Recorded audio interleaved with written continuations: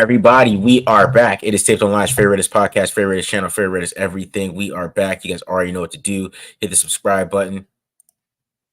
Subscribe. Hit the like button if you like it. Hit dislike button if you don't like it. Leave a comment if you like it. Leave a comment if you don't like it. Follow us on Twitter at the Mark John NFL for me, at mholder95 for Matt, and of course, Panda Subs, TDL discount code for 35% off. All right, so we are talking the initial 53 because it will change by tomorrow. I'm sure it'll be like a bunch of guys get cut and we're basically talking about nothing today. But this is what NFL content's about, guys. This is what NFL content's about. We get ahead of it, even though everything will change tomorrow. So, yeah, we got the initial 53. Not really too many surprises. For the Raiders, it wasn't. Maybe around the league, maybe there's surprises. Kadarius Toney got cut and all that stuff, but nothing surprising from the Raiders itself, in my opinion. I guess maybe the wide receivers and the 7 linebackers, but I don't know. What were your thoughts? Yeah, I thought that was really like the two most shocking parts is like seeing them keep like a guy like Ramel Keaton, who didn't really do much until like the end of that game in the preseason, but apparently had a pretty good training camp and whatnot. And then the 7 linebackers, I was like going back and looking at it just to make sure. Patrick Graham every year with the Raiders has only kept 5. And then now I've got 7. I don't know if that might be changing. I imagine they're probably going to try and go after a veteran corner and see who gets cut and scrounge the waiver wire a little bit. But I think even Tom Telesco in his press conference like kind of alluded to that basically the job's not done type of deal. So yeah, anytime I'm writing about this, I always like try and avoid saying the final 53-man roster because nothing's really final until the season's over. Basically, it's fluid the whole time. But yeah, it'll be interesting to see how the coming days come, or how those will unfold and all that. But yeah, the 7 linebackers, Keaton was a bit of a surprise for me. I did find it kind of interesting too that they only kept the 2 quarterbacks. Like, not that it's that big of a deal, but with the rule change that the NFLPA released this week or on Monday, like they vetoed like the whole you can keep the emergency quarterback on the practice squad type deal. So I was kind of thought maybe Nathan Peterman might make the team and be that guy for them, but obviously they went a different route. Did impress him in the 2 weeks he was there. His second stint with the Raiders was short-lived. So those were kind of like the biggest takeaways for me. I was also a little surprised with like the DM, like thought they might keep the extra defensive lineman, whatever the 10th defensive lineman, thought that might be an end rather than a tackle, ended up being Nesta and Byron Young instead of like a Charles Snowden or Ellerson Smith, who I guess Ellerson was put on like the injured waivered list or whatever. So I guess he got banged up in the last game. So not like you said, not too many. Again, a lot of guys who it's like can make the argument for and the other way. A lot of fringe guys were the surprises, I guess you will, if you will. Yeah, that's what I'm saying. It's the initial 53-man roster. It's not the final. It's the initial, right? It's the guy who's practiced today on the team. That's basically what it was. Because one of those guys might get cut tomorrow, like I said. But this is the team for right now, and they haven't got the practice squad guys going yet. They haven't even mixed that in, so we're gonna be seeing those guys be added here soon. Probably either Bradley or Peterman. I don't know which one to go with, but. They might go Bradley because they released Peterman. I don't know if that is. Does that have to? So it just depends on how many years service that you have in the league. So like if you think I think the cutoff is 4. If you're at 4 or below, you go to waivers. So meaning every team gets a chance to claim you. If you're over 4, if you get released, then like you can sign with whatever team you want. So you have a little more control. But you can also clear waivers as one of those guys that have under 4 years of service and then go sign with the team. So. That's basically the biggest difference. Basically, like if you get waived, another team can pick you up and take on your contract that you signed originally. But it just depends on how many years of service you have. It doesn't make any difference as far as the end result. Yeah, from the Raiders standpoint. Yeah, I agree, man. Let's do some of these questions before we get into the initial 53 here. Big SCD wants to know who was the oh shit cut in the league for y'all. Who's it for you, Matt? Ooh. I don't know if I have one. I felt like, Siaki Aiko was kind of interesting, just from a Rangers perspective. I kind of kept that lens on for most of the game, but I know he wasn't like playing particularly well in in Cleveland and whatnot, but he's a guy that I liked a lot coming out of Baylor. And when I saw his name was out there, I'm like, he's a guy that could be an intriguing nose guard for the Raiders. But I'm trying to think. I don't really remember one off the top of my head. It's been a whirlwind of the day. I'm sure if I went through the tweets, there'd probably be someone or the list of guys that got cut. There'd probably be someone that stands out. But off the top of my head, I can't think of one right now. Let's see. Give me a second to go through Shefty's tweets. Do you have one? Yeah, yeah. I was thinking maybe Tony. I guess that was surprising. Not surprising, but kind of surprising. I kind of saw that coming just because it's like his time in Kansas City has been awful. His time in the league has been awful. Exactly. Probably seeing like Dante Foreman get cut was a little shocking to me, but that shouldn't be shocking. He's a utility running back that gets signed week 5. Besides that, like not really, man. It was more shocked at who people kept, like the Browns keeping DTR, and that means they're trying to trade Jameis Winston. I thought that was interesting, but did they cut Winston? Or no, they kept 4 quarterbacks. Basically, they're gonna say they're basically gonna say like, hey, we're gonna call a team like the Raiders and say we're gonna make you trade with us, which is interesting. What does that mean for Deshaun Watson? That's kind of weird. If you feel weird, he is hurt, right? So kind of. I don't know if he is, but he hasn't been playing well. The one I think you could throw in there would be Tim Patrick from the Broncos. That's the one that came up, but he was kind of surprising. But he's already forget where, but he's already signing with some team's practice squad or going to sign with some team's practice squad with the expectation that he'll get put on the active roster at some point as long as he plays well. Basically, get a long tryout. But that'd be probably the biggest one that stood out to me. Yeah. Other questions. Why did Mayaga make it special teams? I'm gonna answer that one real quick. And then when can they start claiming players? I'm not sure. Probably tomorrow, right? Yeah, I think they can put claims in now, and then I believe it's 24 hours, so 1 p.m. Pacific time, 4 Eastern tomorrow is when you find out who you got. The way, someone in the chat maybe correct me if I'm wrong. The way I understand the waiver wire to work is it goes by the draft order. So the Panthers would have the first choice. Yeah, and it's similar to fantasy football where you put in your claim and then you find out tomorrow if you get the guy. But where it's different is if the Panthers say want 10 guys on the waiver wire, they get all 10 of them. There's no you get one, go back to the line, see if anybody else wanted them. So you get all 10 if I understand that correctly. And then after week 3 or something like that, it goes to whatever the standings are. But yeah, I think they can start putting claims in now, but it won't matter until tomorrow. Yeah, sure. No one will be on the roster tomorrow. Brian Young get cut for a better. It doesn't seem like it. I don't think he's going to get cut again. And do you think the Raiders entertaining the idea of moving Tyree while he still has the what if factor? I don't think so. Not yet. I think the big thing against that is they didn't keep Smith or Snowden. You know what I mean? If they had kept one of those guys, maybe you do it. But then if you do that, now you got to go find another defensive end because you only have 3 on the roster. Yeah, for sure. It definitely seems like they want to keep him around. I don't know. I talked about it before, but if you're going to extend Malcolm Koonce, which I don't know if that happens, and maybe they're keeping Tyree around for that insurance policy. If you're going to extend Malcolm Koonce, I don't know what role Tyree Wilson's going to have on your team, so you might as well try and sell as high as you can versus letting another year run on his contract, but we'll see.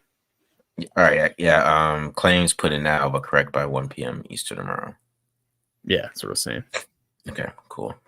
All right, man. Let's get into these positions here. So we'll start at quarterback, which is they only kept 2.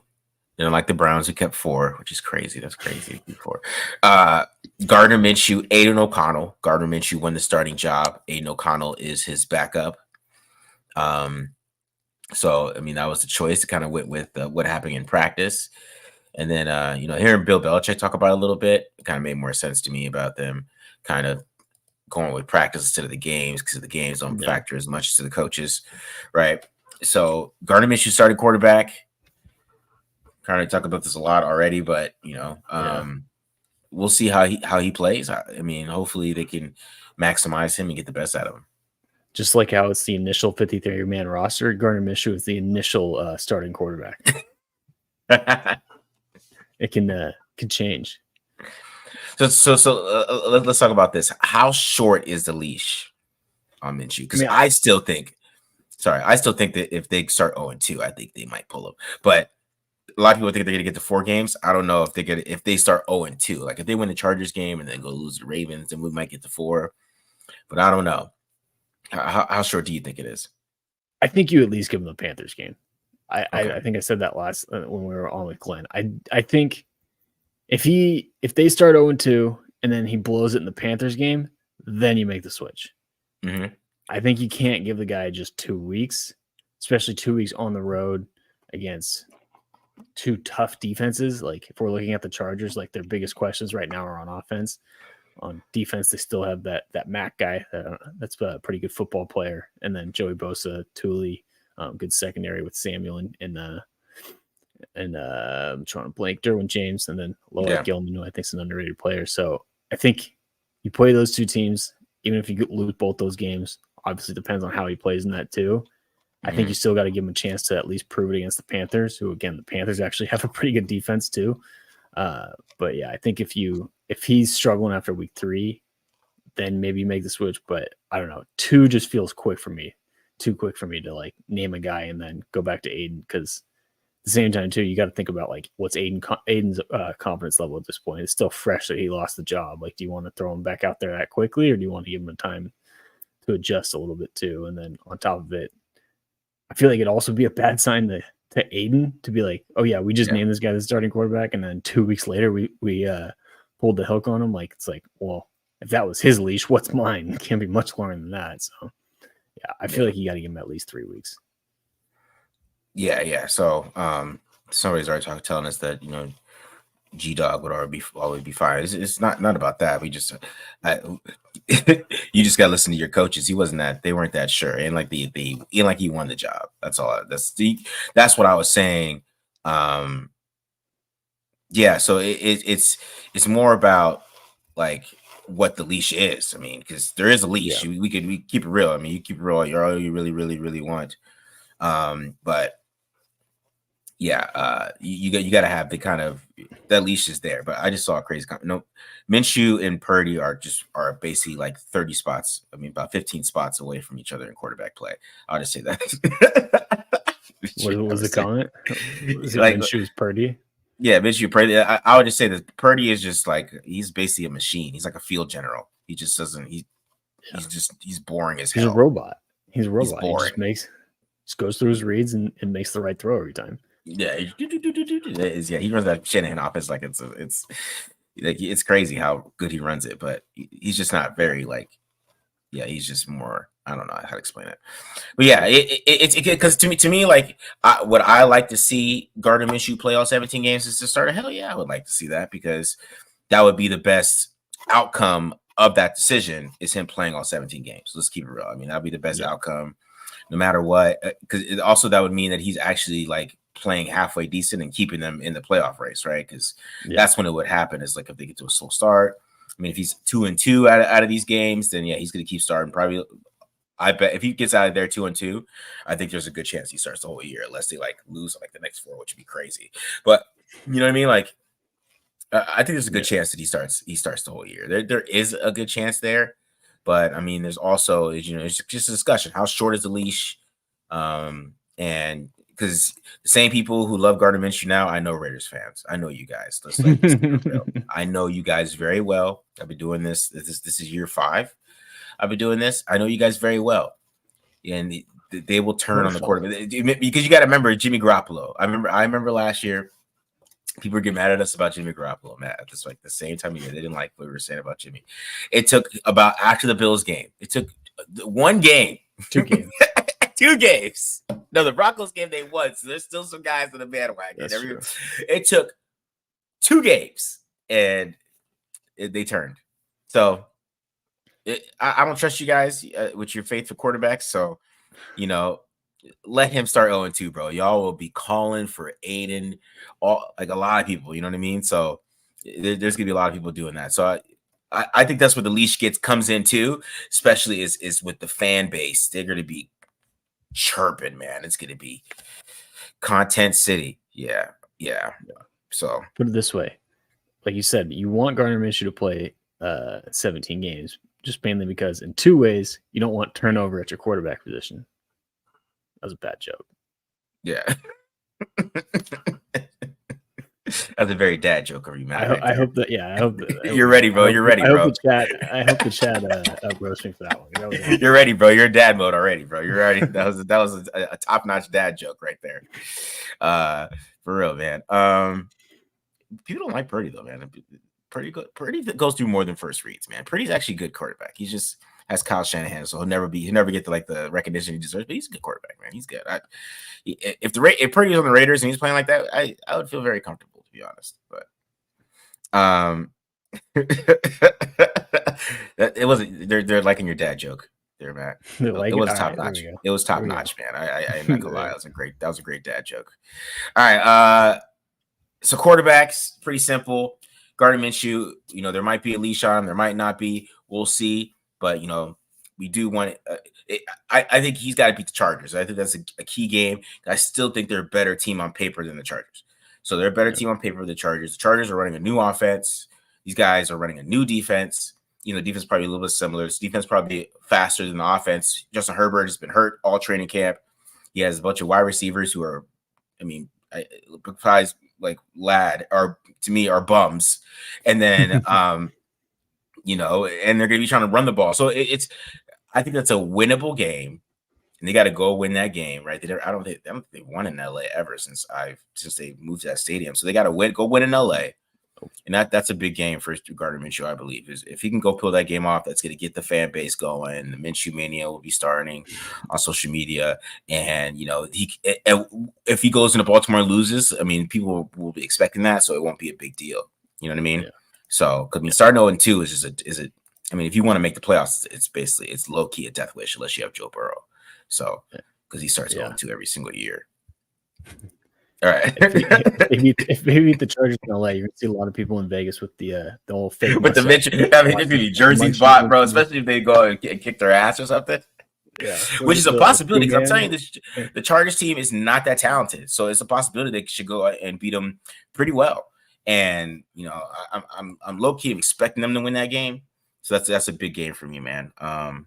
When you were going through with that, when you were going through all that, I'm like, man. Are we in for another Vikings game of last year where it's like 3-0, 7-3, something like that, low scoring, just like grinder of a game?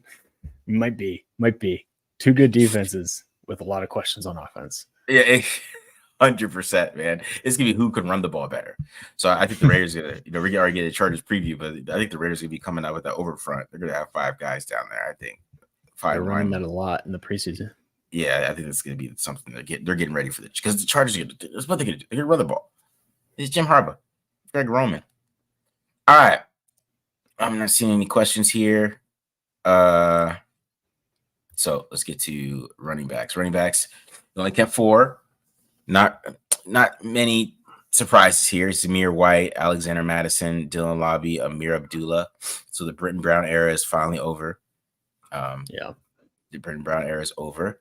So looking at this group, do you think that they might add another running back here? Do you think there might be a chance that they do that? Do you think they just roll with this group and feel comfortable? I just look at it and I'm like, who would you get rid of? Do you want to get rid of Amir and move on from him as your like third down back? And then, or do you trust Lobby to be that guy? I don't think you move on from Lobby after what's been 2 months and you just spent a 6th-round pick on him. Mm-hmm. I guess maybe Madison you could say, but they seem to really like Madison a lot, just based on what they've said about him when they signed him and how this preseason unfolded. So I don't really see them making any additions at this stage. Like running back room, I felt like was set pretty much in May or late April, whenever they drafted Lobby. Like pretty much, this is what you expected. I don't see them carrying 5 running backs. Like they did that 1 year with Britton Brown, and obviously, I think that was Gruden's last year, if I remember correctly. So it was 2 coaches ago. But yeah, I kind of see this room staying where it's at for now. Yeah, it's what's interesting because when we get the tight ends in a second is that you only kept 3 tight ends. They don't have a fullback, right? So it's gonna be 12 personnel or 11 personnel. We're not gonna see 21 personnel really, right? At all. It's just with Madison, who actually looked pretty good in the preseason. I thought he looked good running the football in the preseason. a lot better than I thought. But if the offensive line does its job, I think both these guys will be fine. I think Zamir White and Madison are both gap runners, though. I still believe that to this day, because every good Zamir White run that was in preseason really was a duo or it was a gap run. So it's still there, but I think they're not going to be dumb. I think they're going to do a lot of duo, a lot of those runs to kind of get Zamir White going. But I think White's going to get the ball like 20 times on in a couple weeks. I think that's going to be the thing. He's 18 to 22 a game touches. That means he's going to catch the ball at the backfield too, hopefully a little bit. And then I probably expect to see Lobby and Abdullah kind of switch off a little bit. Maybe Abdullah start off early since he made the team and he's a veteran. And then by the end of the year, we start seeing Dylan Lobby mix in there. But I mean, it is an option if they decide to go with another back and add one, because it's not really too many guys out there besides Foreman, because Foreman's supposed to go back to the Browns, but maybe they claim it on waivers. But if they like Madison and like White, I mean, I don't see them doing it. But I really feel like they like those guys, in my opinion. Which, I just want to see Madison be better. Somebody brought up his fumbling issues. Yeah, he's got fumble issues and he has catching issues. He can't catch the damn football, which is my problem. So I do like I like White, though. I think Zamir White's gonna be effective. He was effective in the preseason. I think he was showed really good film in the preseason, in my opinion. I thought he did well running the football and getting the job done there. So I trust the offensive line, getting Colton Miller back, getting Jackson Powers Johnson. I think they're gonna do well with those guys, in my opinion. So yeah. Any last thoughts? I'll see if you get any good questions here. Why not 5 backs? I don't know. Who are you gonna cut? Yeah, get rid of one of the receivers. I don't know, man. I don't know. Which one of them can block? Lobby can block. I know that for sure. I mean, I don't think I've seen Zamir White block, to be honest. He didn't even do that at Georgia. I don't know what it is. He's as physical and as big as strong as he is. I don't know. He doesn't get the technique, but yeah, like Georgia didn't even trust him to do it. Yeah, their pass blocker, if I remember correctly. What round do you take Zamir White in fantasy? I'm probably like 4th, right? I don't know. You're not a fantasy guy. I got to draft it. I got to draft it like this weekend. So, gotcha. But I throw away $250 a year because I've been last place the last 2 years. So I do this all the time. I don't have time to do my lineup. But I got lucky. I did have Dynasty League. I'm in a Dynasty League, and I got lucky. I have Raheem Mostert and Alvin Kamara and CJ Stroud. I didn't even notice it. I just pulled up the thing. I was like, oh my God, wow.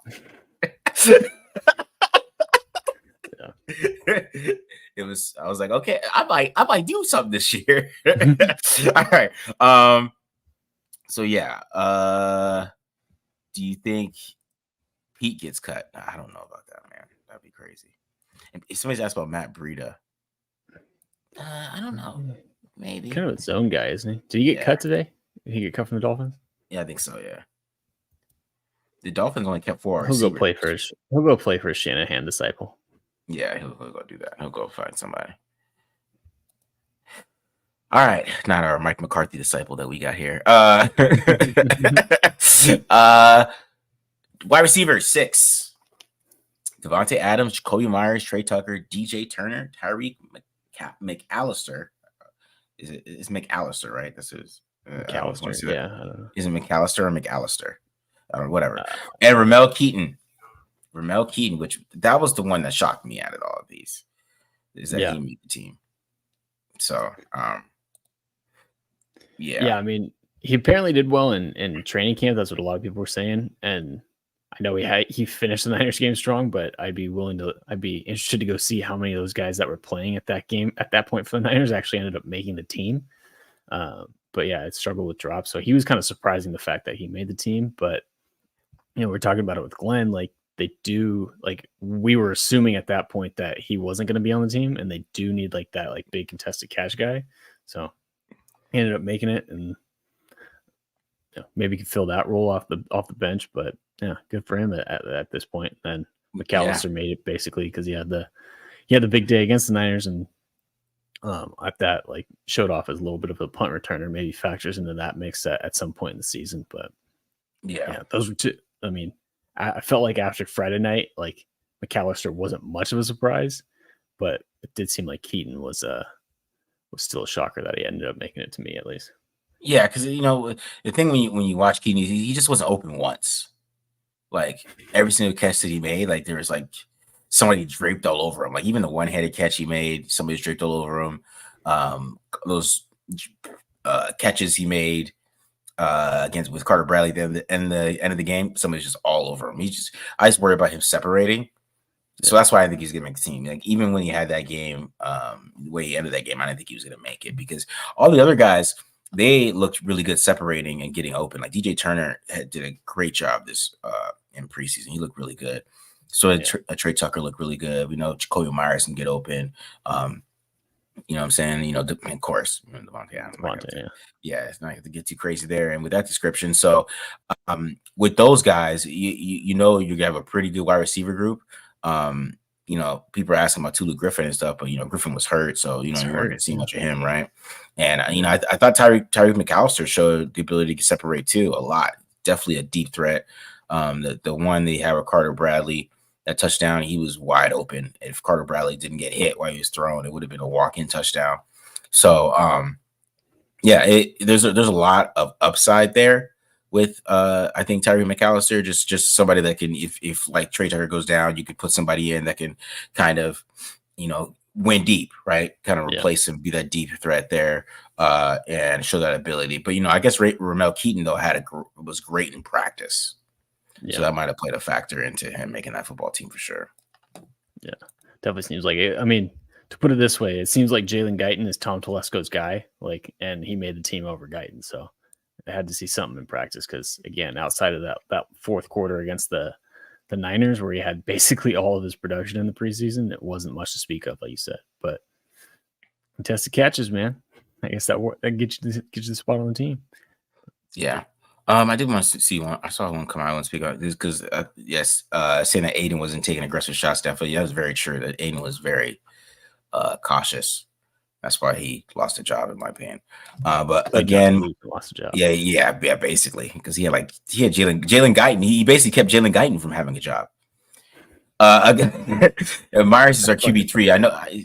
I got some film, man. Myers he throws a pretty good ball. I'm just saying. I don't know. I would feel I'll be all right. We can just switch it up, go straight zone read here, and with an occasional pass, we can at least get through the rest of the game. That's all I'll say. I mean, it'd be better than that Kendall Hinton guy when you remember COVID year when Drew Lock and the whole quarterback room got COVID. Yeah, that's right. Yeah. Oh boy. Oh man, I love the Broncos. Jacoby dropped a dime right last year on a trick play, if I remember correctly. Yeah, a couple, man. He had this one sideline throw too, man. I was like, wow, had the velocity on it, sidearm, under pressure. Was he a quarterback originally at NC State? Yeah, Yeah. Yeah, he was a quarterback at NC State for sure, dude. All right, let's get to tight end here. Let's see if they got other questions. Thoughts on Stidham? Would you take Stiddy back? Probably not. He made the team. I mean, so I don't think he's getting cut. He was pissed off that he lost that job. I mean, I don't know. I watched that thing. I didn't see I definitely wasn't happy, but it wasn't he's basically just I wanted to win the job. It was professional angry. It was professional anger. Yeah. Man, that's what that was. It was. I did see someone comparing him and his response to Zach Wilson, and I'm like, dude, Zach Wilson's just happy to have a job at this point.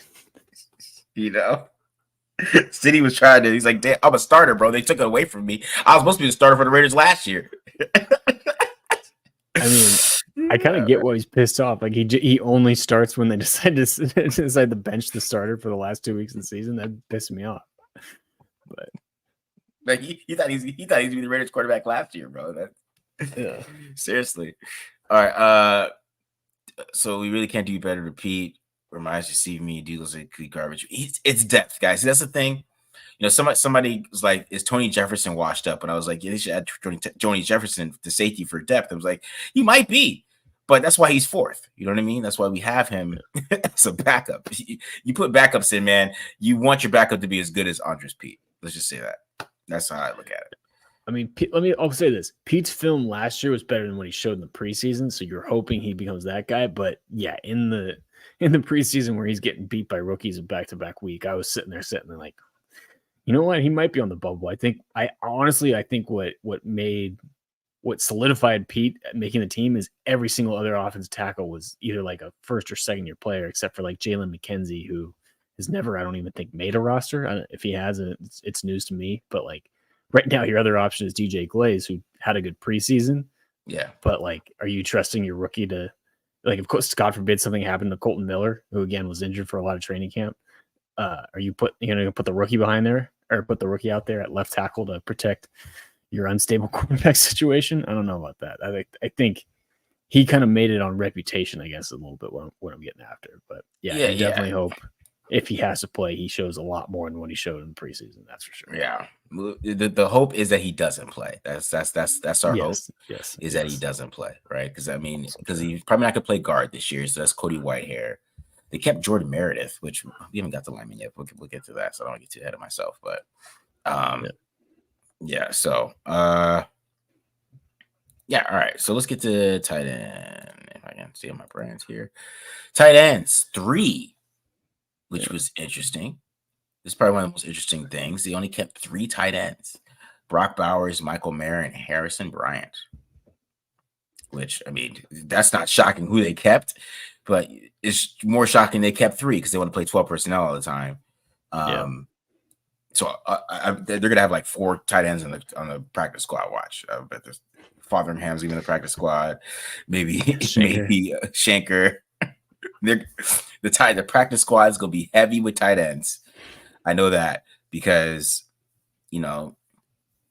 only keeping 3 was a little shocking for me because when we did ours, right, we used to have 4 tight ends, 5 wide receivers. They went 6 tight ends, 3 wide receivers. No, 6 wide receivers, 3 tight ends. Yeah, exactly.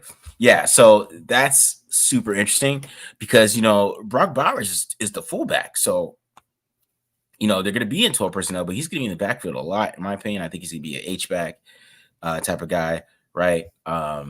So. Do you play 13 personnel? Can you do that with just 3 tight ends? You can, but like if that's part of your game plan and somebody goes down and the game plan's over, you know what I mean? Like, I don't know. Yeah. It's just interesting to keep that when you play that many multiple tight end formations to keep 3 is just interesting. I'm not saying like it's a bad thing or anything. It's just an interesting look, but we know they're going to keep like a bunch in the practice squad for sure. Yeah, I think what it honestly boiled down to is, and it wouldn't surprise me if they maybe like originally planned to keep 4 tight ends because of what we're talking about, because of the use of 12 personnel with no fullback, Brock Bowers being the primary fullback. But I think what the issue is like the guys we just named, Fotheringham, Gentry, Sinker, like none of them really stood out in the preseason. And I don't even remember hearing anybody talking about them in training camp. So I think it was just a matter of like, sure, maybe it's like, okay, yeah, we do want to have 4 tight ends, but if none of these guys are someone that we can trust, then let's not cut one of these wide receivers that's been playing well and keep them around instead. But tight end's another spot where, hey, maybe that something does change in the next few days where they bring somebody in. And like you said, I think at least on the practice squad, there's probably going to be at least 2, probably one of those young guys that I mentioned, and maybe someone that they, maybe the veteran that got cut that they try and stash. Like I know, like a Logan Thomas, I think he got cut today. I don't forget where he was this time. I feel like he's with the Niners. Mm-hmm. I saw his name float around. Irv Smith was a guy. Irv Smith was with the Raiders last year, right? Or am I mixing up? Who was the Alabama tight end that they signed last year? OJ Howard. Oh, there you go. Yeah, I got the guys mixed up. So I don't know. Maybe an Irv Smith is someone that they look into. I don't know.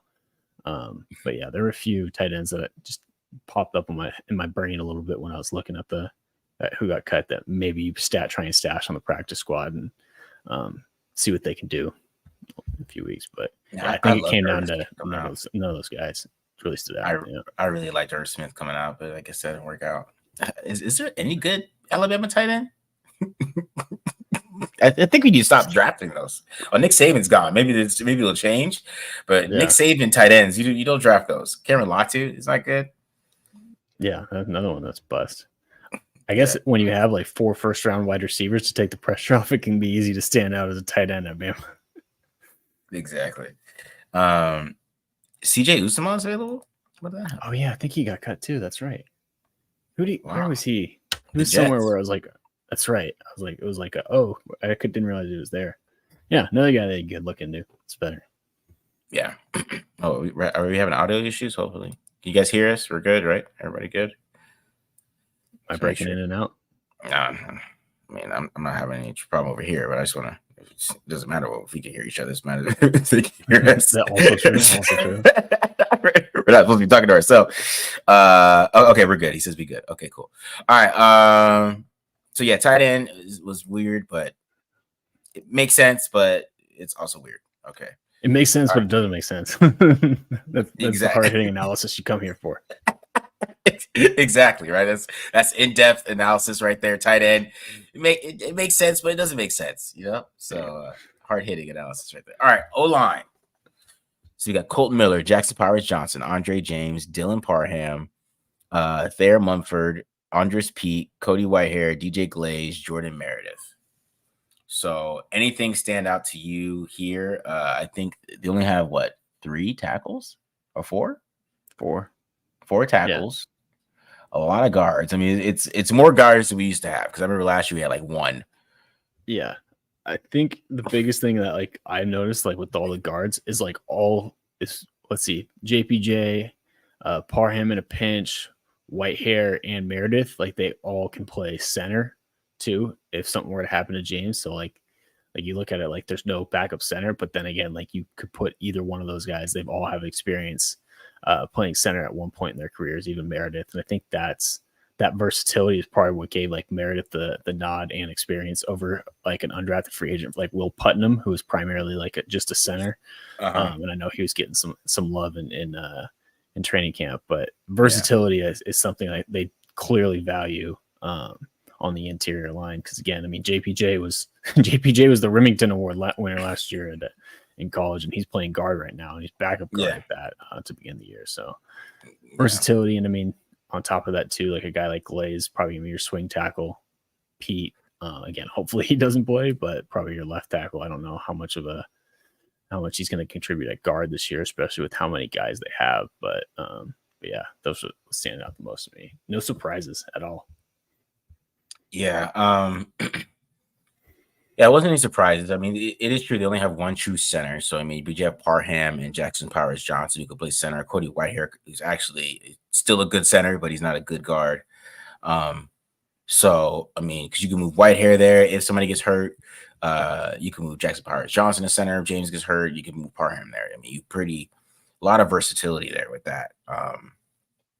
So, I mean, to be honest, the offensive line, it does not worry me if they're healthy. If it's the first 5 guys, I'm not worried that much. Yeah. I thought DJ Glaze showed a lot in preseason, where I think that you could, if somebody got hurt, I mean, at right tackle, I think he could suffice. He maybe will, he's going to get beat sometimes because he's a rookie, and rookie tackles that are just superstars is the rarest thing. And if he did that, then he is going to be a superstar anyways. So, I think that you could throw him out there and feel like you will, kind of maybe not be perfect, you know what I mean? But he'll do the job. He'll be good enough for you there. But I do like the rest of the offensive line. Like I said, I like Pete being the backup. So I think somebody asked if, why can't they just move Pete to guard? I saw somebody ask that question, if I can find it. But somebody did ask, why they just move Pete to guard? Because he played better there, which it's just a good point.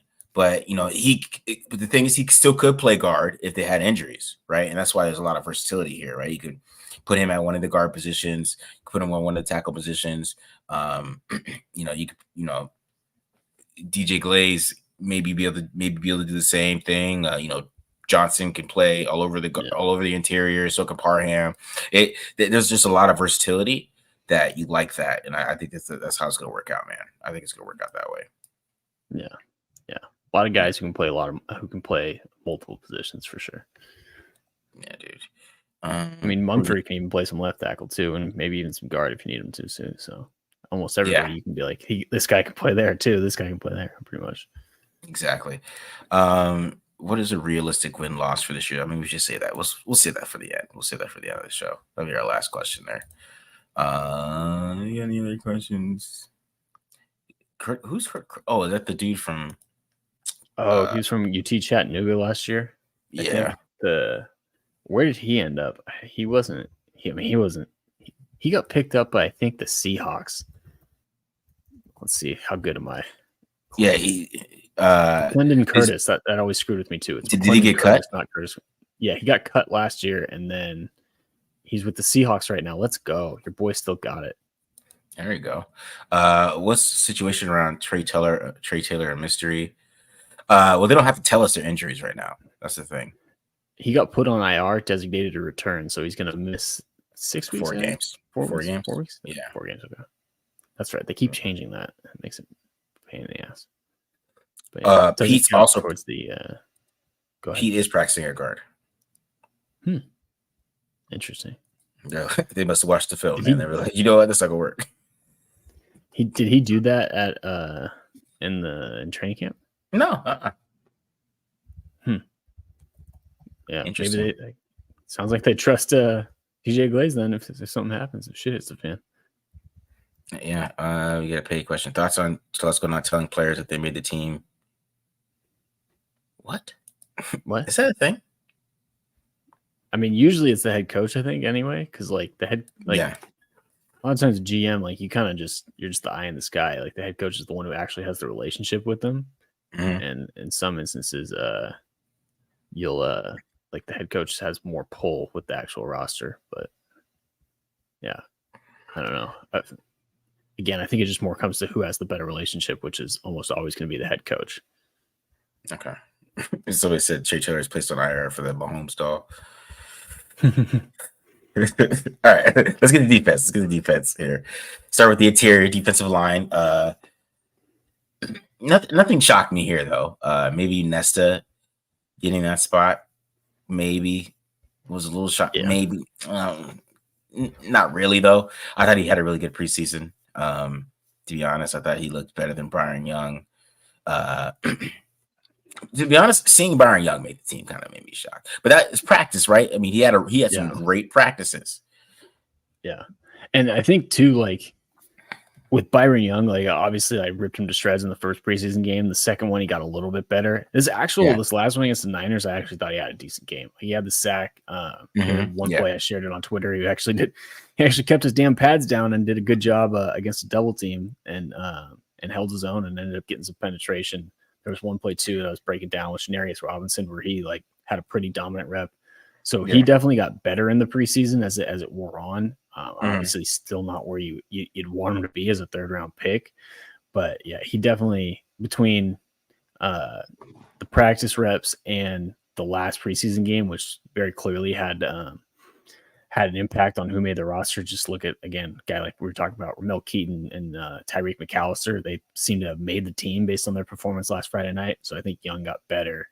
And then, like we were talking about before, with Ellerson Smith going on or getting waived injured, and then them cutting Charles Snowden, like they just had the extra spot. They gave the extra spot to seemingly Nesta, not Nestor, at D tackle, and Matthew Butler's gone. Probably not going to be back with the Raiders, I would imagine, after back-to-back years of getting cut. Yeah, for sure. I'll agree with you, Byron. He did play better this past week. I'll agree with you there. The sack was a good rush by him. He just did. I guess it was the first play. I guess it was when he got double teamed by Kittle in the guard and he got pushed from the 15 to 20. I just couldn't get that out of my head. That's probably my problem. Very true. That's fair. Against the starters. Yeah, that's true. The play I'm talking about was probably against two guys who, again, if I go back, I'm probably not going to see them on the 49ers roster. But hey, I'm trying to find some positives here. I'm trying to give cut a guy some slack here, Marcus. Yeah, it was just stuck in my head after watching your breakdown and then putting on that film and then seeing him get pushed to 20. It was just, It was hard to I get see out where of you're my going. brain. It was hard to rewire my brain for the rest of the way he played that game because he did play okay. He wasn't awful. I'll give him that. All right, let's get to edges here. We're getting close to hours. Let's get through some of these positions. Edge only kept 4. The reason why I don't like them keeping 4 because I just want Crosby to play less snaps, and maybe they just can't control him, and he's just a wild man, and he's like, I'm gonna play 8,000 snaps. But I just wish that they would have a better idea because I don't know how much Tyree Wilson's gonna play. I think Janarius Robinson's is probably better than Tyree Wilson at this point. So you might play Janarius Robinson a little bit more than you play Tyree Wilson. I mean, it sounds crazy, but It does, but it doesn't at the same time. yeah, Like he outplayed him in the preseason, and I mean, like the things that you like about like Tyree Robinson is like his size, his arm length. Janarius Robinson, I'm looking it up right now, has 35.25-inch arms and is 6'5" and 3/8 and 265. yeah, Like he's got great size, and I mean, right now, like they were going up against pretty much the same competition, and Robinson is the one who's standing out. Like, yeah, I don't know what practice looked like, but if I'm going based off what I'm seeing, like it's not a question about who should be playing between those two guys, who should be the first DN off the bench. Because I mean, this past game was really damn impressive for Robinson. I don't know if he had a negative rep.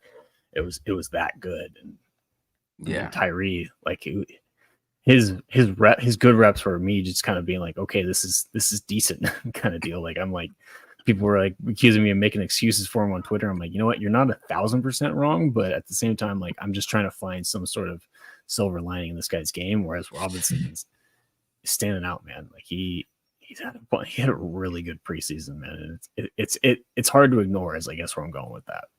yeah. Yeah, because Robinson was dominant at that last game against the Niners, man. He was dominant on film. And Monster. And you go back to the Chiefs game last year, even then when he played a little bit last year, I thought he had some good film. So, yeah, I think that he should be playing over Wilson, to be honest. Like, if I was subbing these guys in, I would put Robinson in before I put Wilson in, which, Wilson's the first round picks. That hurts your soul. But it's the truth. Like if you want to give Crosby a breather, you want to give Kuntz a breather, I'm putting Janarius in.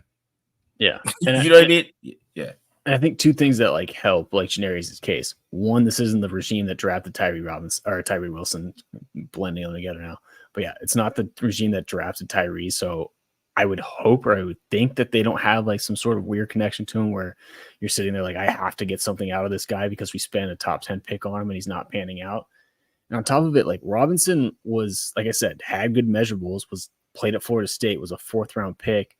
He's just been banged up throughout most of his career and then hasn't been able to catch on somewhere. And like, he's not like some sort of scrub off the street that you're like, just like getting hyped up on the preseason. Like there's potential there. It just hasn't come to fruition, mainly because he was beat up and then joined the Eagles, who, I mean, you look at the Eagles depth chart, they've got like 4 or 5 guys who could probably be starters on other teams with how much depth they have at edge. And especially over these last, 2 or 3 years when he was there and won a Super Bowl. No, he didn't win a Super Bowl with them, right? Or played in the Super Bowl with them. So it's like, he's not a scrub, man. Like he can play. He can play. And I know last year, I think the coaching staff was really high on him at the end of the year. And it seems like he's picked up right where he left off. So if they were playing tomorrow, like, I don't see why Tyree Wilson should be getting snaps over Robinson at this point. Yeah, I agree with you, man. A couple questions. Are you concerned at all with Kuntz first run? I'm not, because you look at Kuntz stats first run last year. I mean, he had a pretty good defensive stop percentage. I think he's. I mean, and he has a couple of good run stops this year. I think he's better than the run that he gets credit for. I think it's just a kind of at this point, it's just a knock that people kind of look for. I want him to be better as a pass rusher. Like I don't think he showed too much in the preseason. That's what I want to see more from him. Like hopefully that doesn't the games he just turns it up. But that's what I was a little bit more disappointed with. I think it's one of those things where it's like that was the knock on him coming out of college in the first 2 years in the league, and that's why he wasn't playing quite as much. So like people like cling to it, but like towards like last year, there were plays where I'm like, dude, he's doing like what he's supposed to be doing against job. I don't know if he'll ever be like that like forceful, impactful dude like Crosby, where he's just like he's when you look at the PFF grades, not only is he up there in pressures, but he's also up there in run defense grade. I don't know if that's ever going to be Kuntz's game, but he does his job a ton. And like you said, like he actually racked up a ton of run stops last year, at the end of last year. And I think he might have even had like a higher percentage on volume perspective, like than Crosby did. Like he was legit last year against the run, and where he did stand out, kind of like what you're saying in the preseason, was against the run a little bit more than he was as a pass rusher. Like he can set the edge a little bit. And yeah, I'm really not that concerned about him. That's part of the reason why I was so adamant about them trying to extend him and get ahead of his contract extension now, because I saw plenty of growth from him that I'm like, this guy can do it. This guy can be a starter in this league for a while. Yeah, for sure. All right. Last question. We'll move on to the linebackers, I think. So and this is just a good transition. Is Gainer an edge player? Can he play edge? Do you think they'll do some edge stuff with him? I mean, he was only playing off ball in the entire preseason. I mean, he, like I talked about when I was breaking him down, like in college, he kind of bounced back and forth, and I think that's part of the reason why he was an undrafted free agent. I think he's probably going to stay at off ball, and then maybe put him in at the edge in a pinch. But yeah, right now, I wouldn't. I mean, you can take snaps away from Robinson, who again we've been hyping up a lot in the last few minutes. Like, I don't really think he has a role out there, and I think he's pretty damn good at off-ball linebacker. That I don't think you want to move him at that spot. Move him at this point. Yeah, so we got 7 linebackers. We got Spillane, Diablo, Masterson, Eichenberg, Gainer, Amari Burney, who just snuck on this team. I don't know how he snuck on the team. In the Kanai, Maga. Yeah, Malga. Yeah, it's I'm going over this one again. Yeah, my name's kicking my ass. All right, so the shock to me is Amari Burney, because like I don't remember, like he had a good game against the Vikings, but maybe he looked good in practice, a little bit better in practice. But man, yeah, that's a lot of linebackers. It is. People could say it's for special teams, and I think that might be the reason, but it's still a lot. 7's a lot, man. Yeah, and I think that's why Malga made the team. Is like he's always been that core special teamer. Like, what was it? The guy was it Curtis Bolton that was on the team for like 3-4 years. That was literally that's what his role was on for every single year. Like, just kept hanging around as a linebacker, and I feel like that's part of it.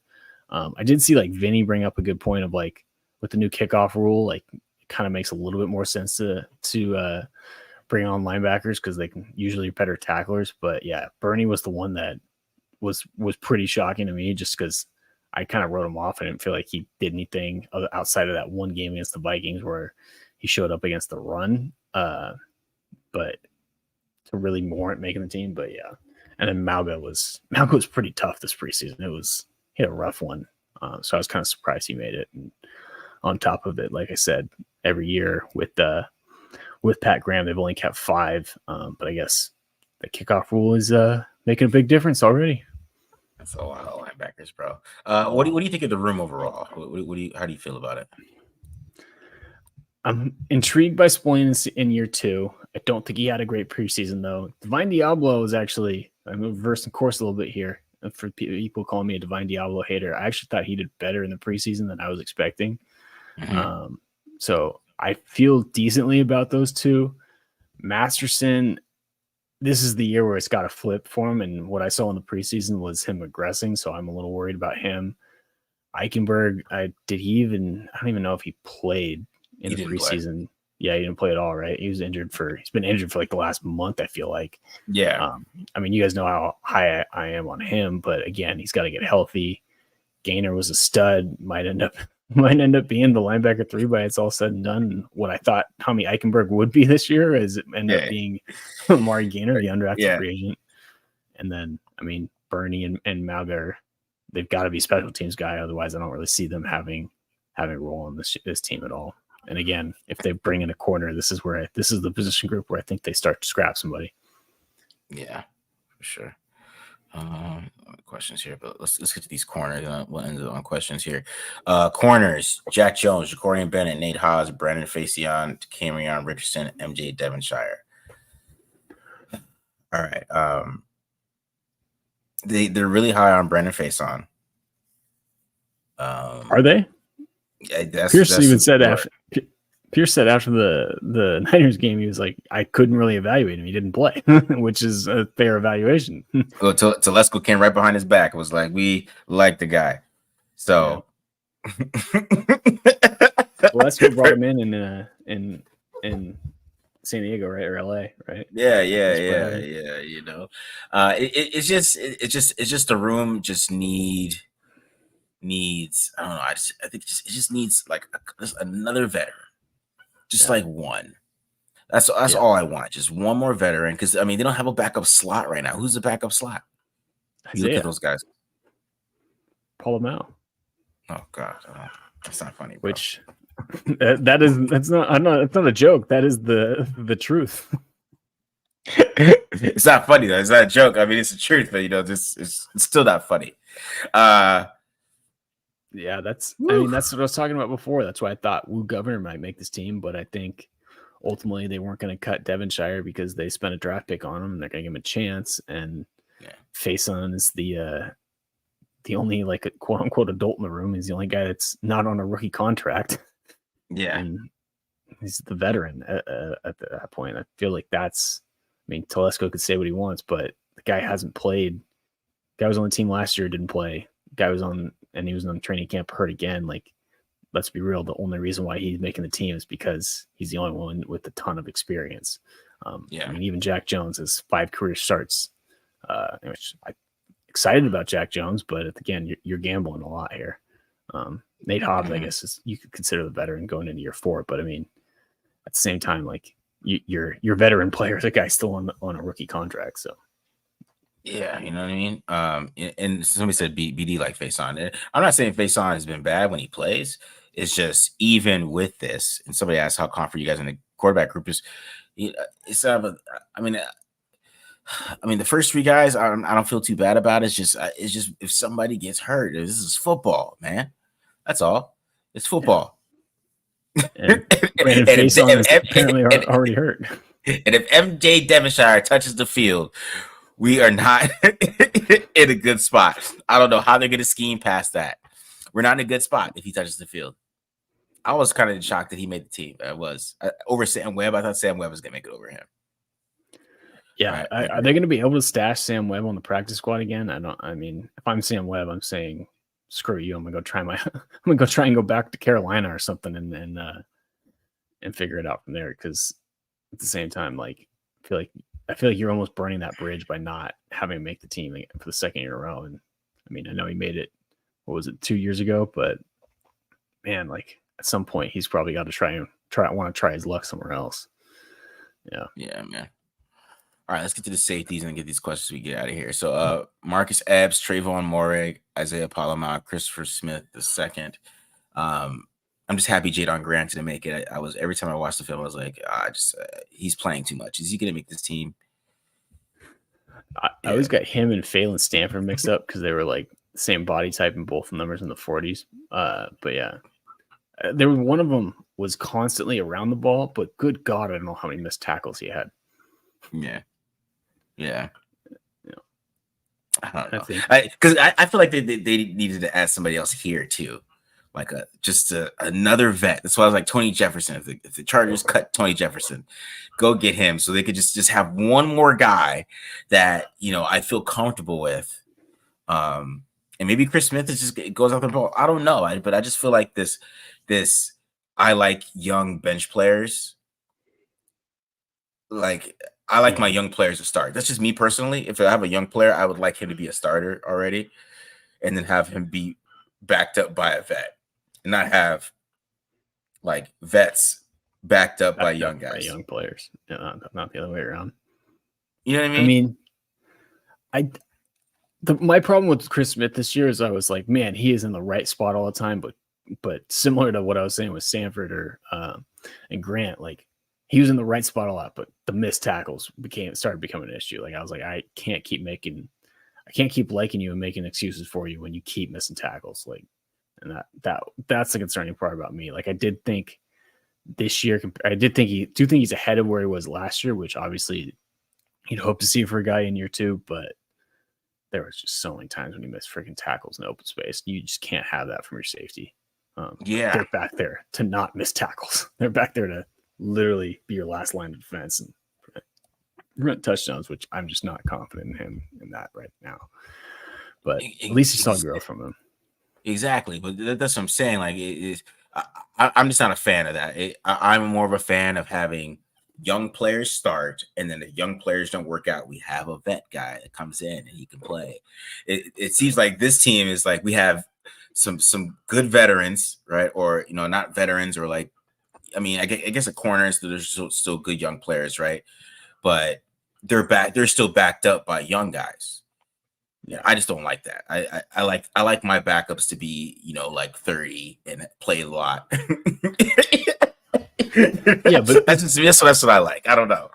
I hear you, but those are like, when you're getting to that, those are Super Bowl contender teams, and I mean, we're about to get to the question of what the record is going to be, and I hate to break it to people, it's not Super Bowl contender level for me. Man, all right, let's get to these questions.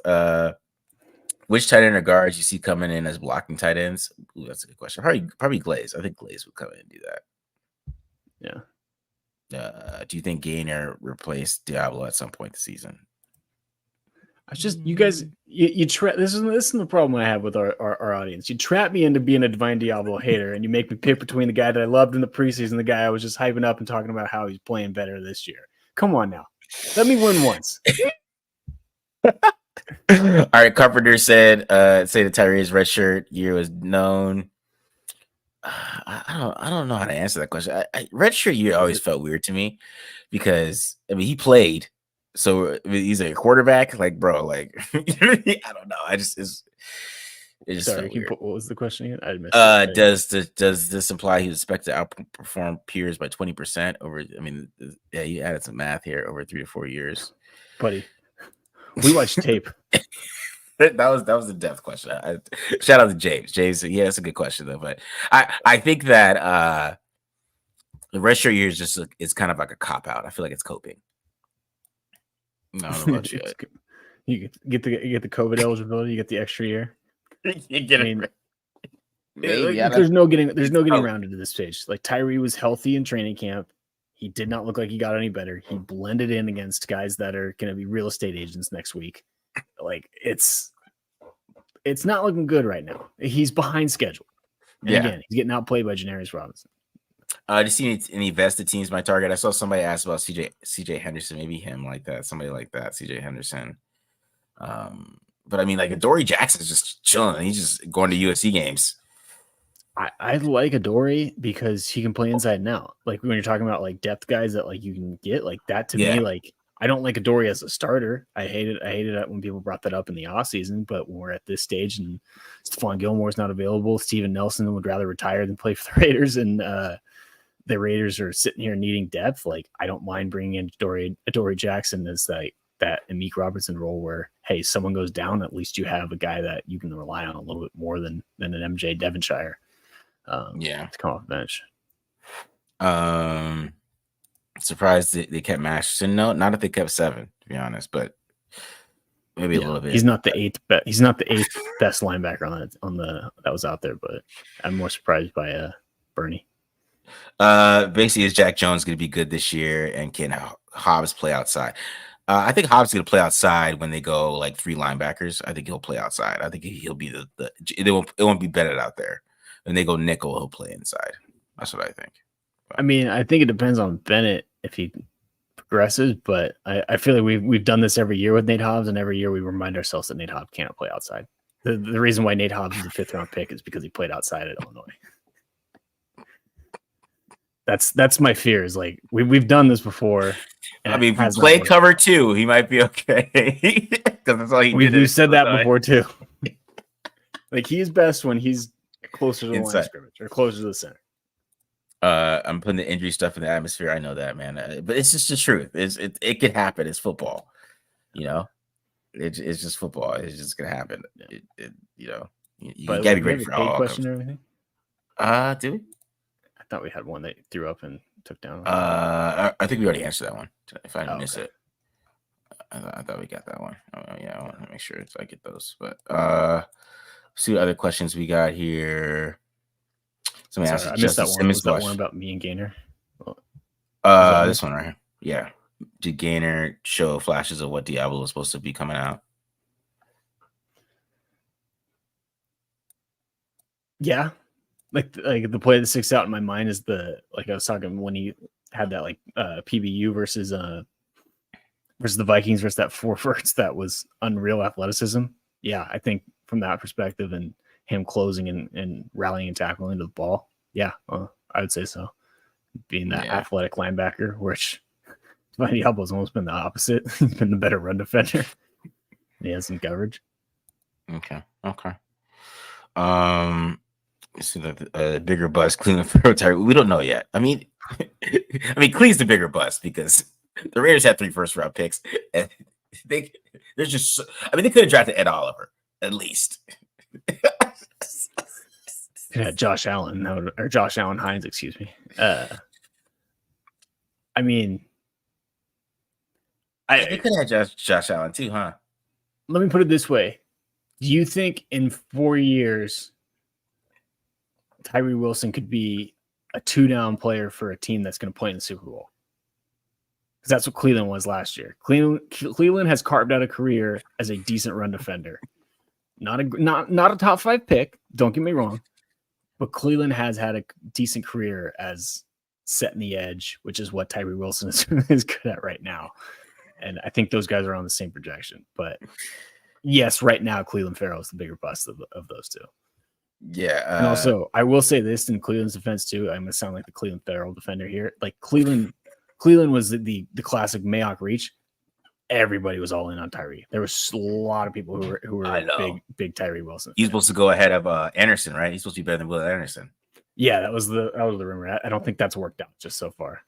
I don't think so either. I don't think there might be a trophy on Will Anderson's mantle that says otherwise. Just don't think it's the same. I just don't think it's the same. Yeah, Cleve's about to have 5 1-year deals, just back to back to back. He's about to be the 1-year deal king. He's just gonna be, he's your utility defensive end. He's gonna be, he's gonna be that guy that we look back like, damn, that guy played 10 years in the league. That's clear right there, right? That guy got a pension. That is 100% him, man. He's a military. He has a military dad, all that stuff. I don't think they're going to pick any more quarterbacks. I kind of let that go. If it was like Jameis, I would get excited. If Jameis got cut, I think they would have made you could have convinced me to make a run. I don't think they trade anything for Jameis. They didn't sign Jameis when they signed Jameis or Gardner Winston or Jesus. They didn't sign Jameis when they signed Gardner Minshew instead. So I don't think they give up any more assets for Jameis. No, they wouldn't. I know, especially for cheap. All right, win-loss, Matt. We gotta get back to that. Then win-loss. What are you going with? And then we'll end it on that. I think the ceiling is 7. I don't mean to hate on Gardner Minshew, but when he got named the starting quarterback, my optimism for the season fell pretty hard. And it's, again, I'm not trying to hate on Gardner and what he's done, even though I kind of am hating on it. It sounds like more like it. It's just the fact that neither one of the quarterbacks showed out in the preseason, including Gardner and Aiden. I'm putting them both in that same category. And the fact that all training camp we heard, yeah, it's not looking great. I would have liked to at least hear one of those guys was playing well. Had Gardner Minshew flat out came out and just won the job and played well, then I'd be singing a different tune, even if he was named the starter, even if it's the same result or same end result. But he did in the last preseason game that he played in against, who was it? The Cowboys, who weren't even playing their starting defense, where he just looked god awful. And I thought Aiden O'Connell was going to win the job on the bench. Ever since then, I've been a little bit more down on the season, and it feels more like 7 might be the ceiling. 7, yeah. Maybe you can convince me at 8, so where they're in the same spot as they were last year, which lands you in quarterback purgatory. Yeah, I think the ceiling is 9, just because I believe in the defensive line still. I still think they're going to steal some games. I think they can if they can steal some games. Because low key, I do think Minshew's gonna play all year. I kind of feel that way. I feel like he's going to get to this opening stretch where they're going to be like, okay, we're just going to play here all year. Because I don't expect him to, because, either how much I don't like Minshew, he's probably going to have like a game that's going to have like fans acting like, oh, Marcus, you're so wrong. Oh, Matt, you guys know what you're talking about. He's going to have one of those games, I'm sure. Like, they don't know what you're talking about. So I still think that they can get to 9. Just based on the defensive line, and if the Steelers can get to 9 with the defensive line they had, I still think the Raiders can do it. And I think Pierce is still a pretty good coach. I know people don't like his time management right now, but I think he's a decent coach. So I still think they have a chance to get to 9 as a ceiling. But my floor is 7. I think the defensive line either get to them 7 wins or get them to 9 wins. But we'll see. I mean, if Minshew, he never started 17 games. Maybe, maybe it changes, but who knows? I'm with you on the D-line comparisons to the Steelers. My concern is the Steelers got pretty good play. I mean, I know he's washed at this point. He's not what he used to be. But Patrick Peterson still had a decent year. Like, he actually had decent numbers. And then Joey Porter ended up being a pretty good player for him. So my concern is, do the Raiders have those 2 corners to give the defensive line enough time to hit home? Is kind of where that comparison falls short, because I do think there are quite a few parallels between last year's Steelers team and this year's Raiders, where, again, good D-line, good defense in general, questionable offensive line, decent weapons with George Pickens and Deontay Johnson last year, Pat Freiermuth, the tight end. Look at the Raiders offense, Devontae Jacoby and Mayer and Bowers, and a decent stable of running backs too. And then obviously the questions at quarterback with Kenny Pickett over there last year, and then similar type of player in Gardner Minshew. But so there are parallels. It's just, for me, is the secondary good enough to be that Steelers level like they were last year? Yeah, we'll see. We'll see. I mean, they're calling us Debbie Downer, man. That's what we're saying. I'm sorry. I hate to do it. It's not my fault someone asked the question. We're Debbie Downers over here. Calling you Debbie Holder. Debbie Holder. Damn. That's hurtful. I know. I mean, we got to end on that. We got to end on that. All right, guys, we're out of here. We got 712 in here, so we really appreciate all you guys coming in here and enjoying this with us. Looking at the initial 53-man roster that will probably change by tomorrow, but we're okay, guys. We got the show out and it's live right now. So, yeah, we appreciate this, guys. You guys joining us. Make sure you hit the subscribe button. If we're talking quarterbacks, but I do have Shedeur Sanders up in the member section, so join the members. I got a Shedeur Sanders breakdown versus ASU. So if you are looking to next year for quarterbacks, I got your back. I'm probably going to do some more guys this week, because I could break down preseason film over and over again for you, or I could do Carson Beck. So you know what I mean? Or Shedeur Sanders. So we're out of here, guys. Like I said, check out the member section. I got Shedeur Sanders and I got Samir White's carries up there too as well. So check all that stuff out, all that good stuff, guys. We're out of here. Peace.